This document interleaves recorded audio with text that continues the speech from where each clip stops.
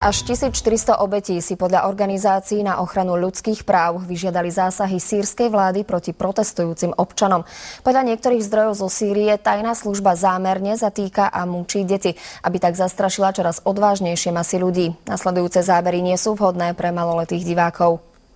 Protesty v Sýrii prepukli v polovici marca. Odvtedy z krajiny prúdia znepokojujúce správy, že režim sa dopúšťa násilia aj na deťoch. Začiatok tej revolúcie, čo prebieha teraz v Sýrii. Dôvod bol, že zatknutie detí, ktorí sledovali arabských správ a išli a napísali na stenách školy, že nech padne režim.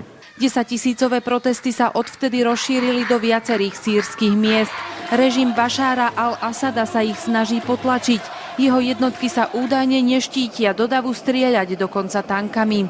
Deti sú medzi protestujúcimi a mnohé z nich vládne jednotky zasiahnu náhodne. Deti však nezomierajú len pri náhodnej streľbe. Niektoré deti boli zatknuté a mučené. Dôkazom neľudského zaobchádzania s deťmi je prípad iba 13-ročného chlapca Hamzu, ktorý šokoval celý svet.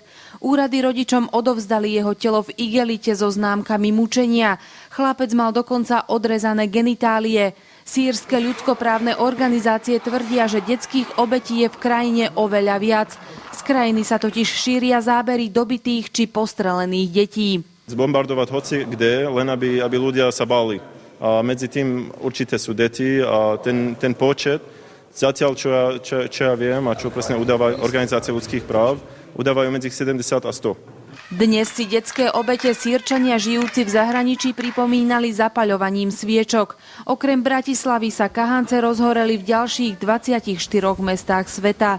Silvia Mabena, televízia JOJ.